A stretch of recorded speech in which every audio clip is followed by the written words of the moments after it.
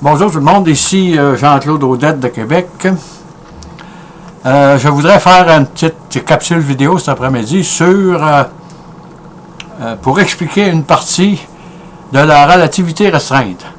En effet, j'ai eu un commentaire d'un internaute de la France, M. Nathan Bolinjo, qui me stipulait qu'il avait de la difficulté à comprendre cette théorie.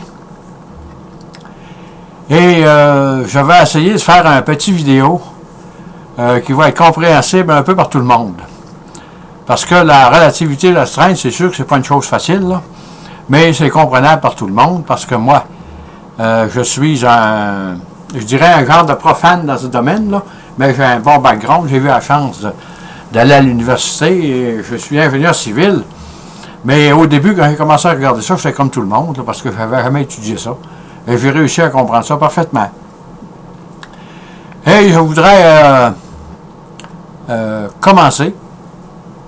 Je vais me limiter à une partie de la relativité restreinte, soit l'étirement du temps. Comme on le sait, dans les années 1450, Galilée avait commencé à étudier les mouvements. Et il en avait conclu que l'addition des vitesses ne change absolument rien dans les lois de la mécanique. Et ceci a duré durant 450 années, jusqu'à ce que Maxwell découvre que la lumière, avec sa théorie des ondes électromagnétiques, que la lumière devait avoir une vitesse finie.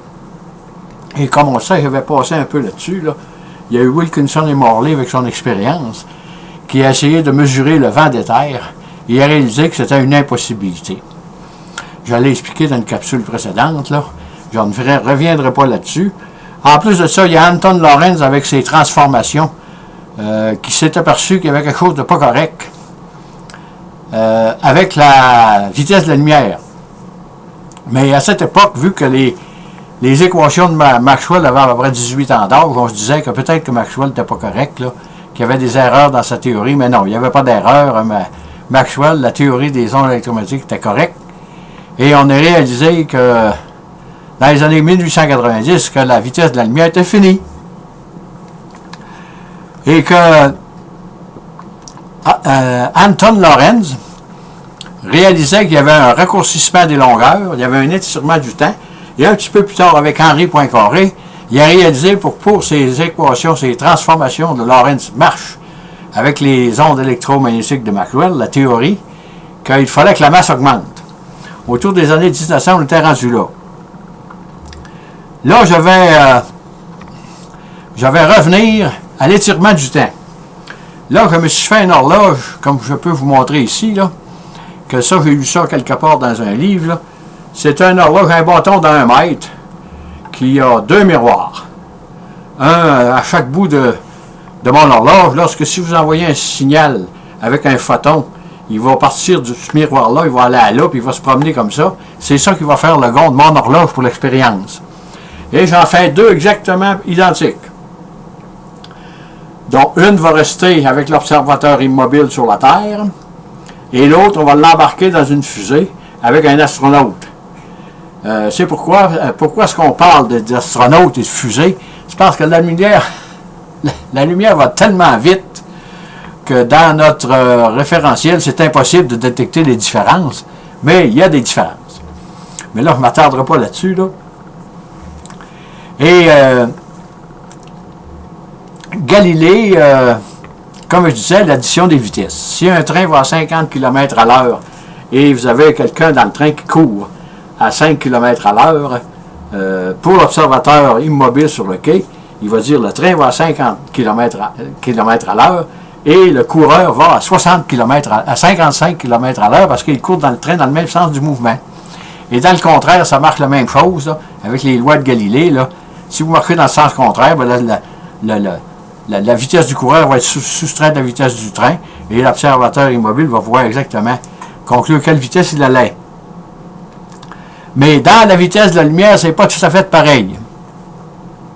Parce que là, j'ai fait mon horloge spéciale dont je mentionnais tout à l'heure.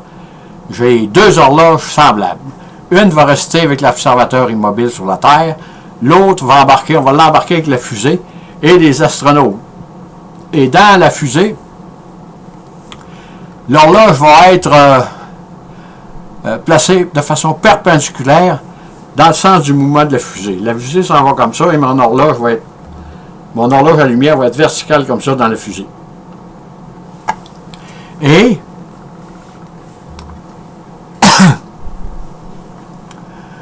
pour que ça marche avec la relativité restreinte, ça prend toujours un observateur en mouvement et un qui se déplace à une vitesse uniforme. Il n'y a pas d'accélération, sans ça, ça ne peut pas marcher.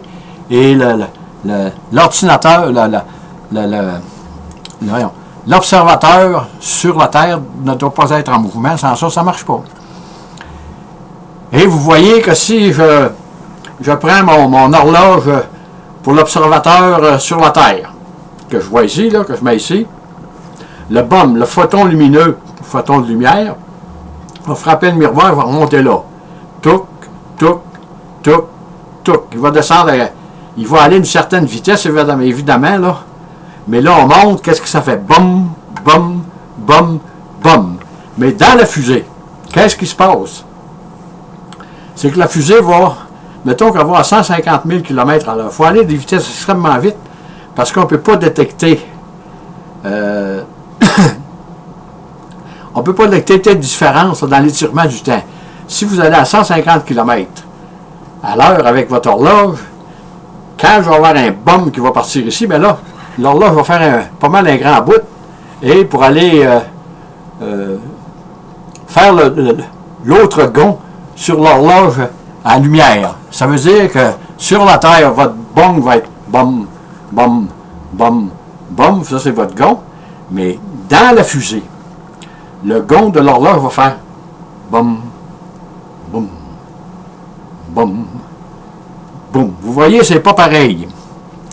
Pour l'observateur qui n'est pas en mouvement, mais celui qui est à l'intérieur de la fusée, lui, il n'y a pas de différence. Lui, il ne remarque absolument rien. C'est comme s'il n'y avait pas eu de changement. Ça ne change absolument rien pour lui.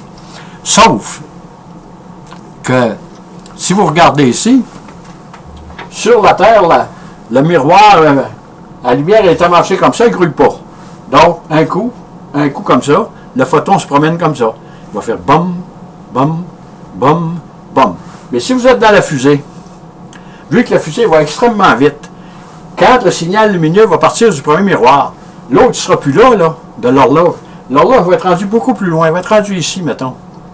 Et là, vous allez avoir le deuxième gond.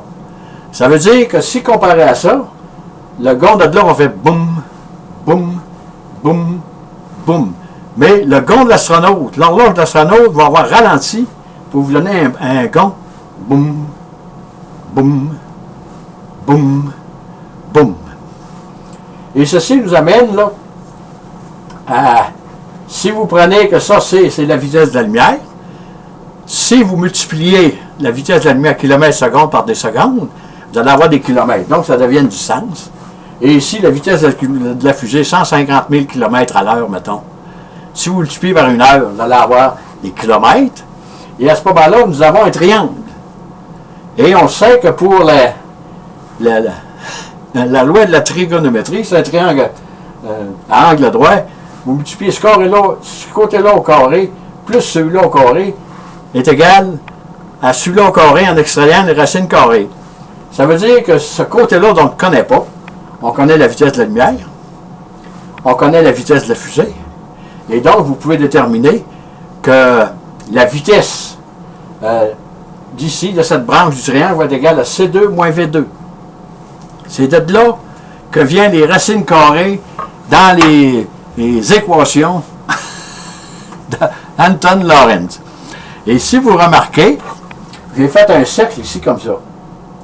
Mettons à partir d'ici comme ça, là.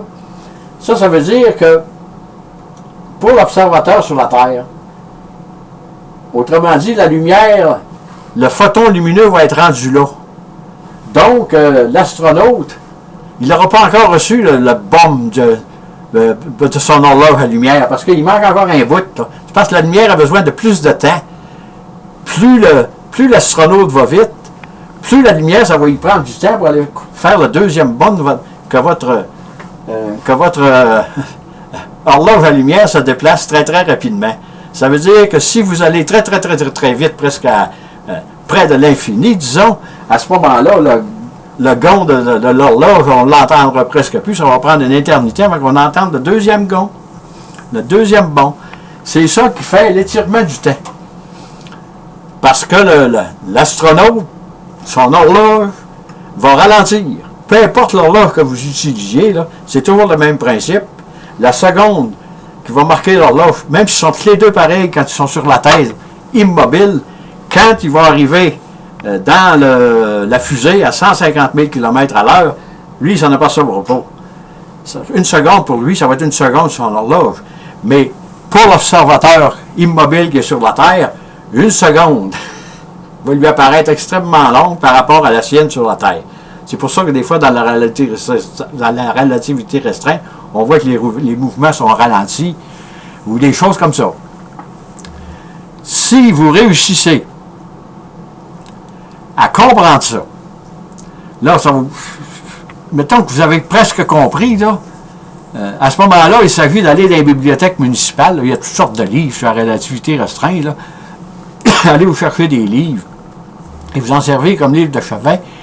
Et là, vous allez apprendre énormément. Et vous allez comprendre comment ça marche un peu dans la relativité restreinte. Là, on n'abordera pas le raccourcissement des longueurs, ni l'augmentation de la masse. Là. Si vous comprenez ça, c'est la base de la relativité restreinte. Et avec ces petites explications, j'espère que mon ami internaute de France va être capable de commencer à saisir qu'est-ce que c'est que la relativité restreinte. Sur ça, je vous dis bonne écoute, merci et à la prochaine.